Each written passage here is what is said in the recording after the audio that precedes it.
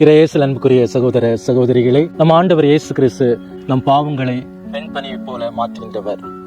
எசையா புத்தகத்திலே 1:18 இவ்வாறு கூறப்படுகிறது: உங்கள் பாவங்கள் கருஞ்சிவப்பாக இருந்தாலும் அதை வெண்பனியை போல வெண்மையாக மாற்றுவேன் என்று கூறுகின்றார். நம் ஆண்டவர் இயேசு கிறிஸ்து நம்முடைய பாவங்கள் அனைத்தையும் வெண்மையாக மாற்றுகின்றவர்.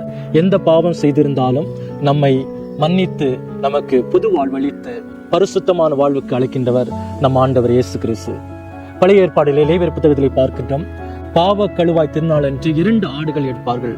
ஒன்று பலியாடு, இன்னொன்று போக்காடு. இந்த போக்காடின் மீது ஆரோனானவர் தன் கைகளை வைத்து இஸ்ராயல் மக்கள் குலத்திலுள்ள எல்லா பாவங்களையும், பாவ கரைகளையும், பாவ சுமைகளையும் அந்த ஆட்டின் மீது சுமத்தி அந்த ஆட்டை எருசலேமிலிருந்து 10 மைல் தூரத்தில், அதாவது பாலைவனத்தில் அதை அழைத்து சென்று அதை அங்கே விட்டு விடுவார்கள். அதன் தலையிலே கருஞ்சிவப்பான ஒரு ஆடையை கட்டி அதை விட்டு விடுவார்கள்.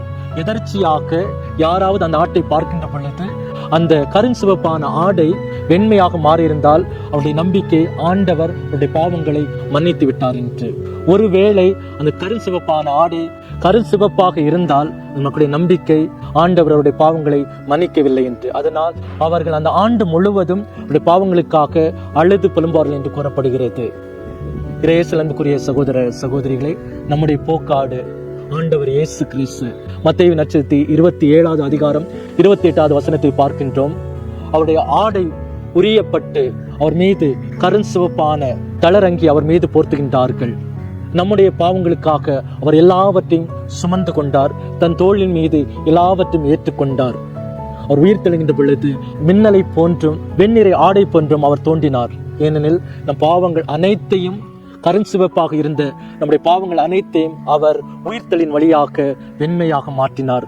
ஆம் அன்புக்குரிய சகோதர சகோதரிகளே, நம்முடைய பாவ வாழ்க்கையில் இருந்து நம்மை மீட்கின்ற ஆண்டவர் இயேசு கிறிஸ்து நம்மை பரிசுத்தமாக மாற்றுவார், வெண்பனியை போல மாற்றுவார். ஆமென்.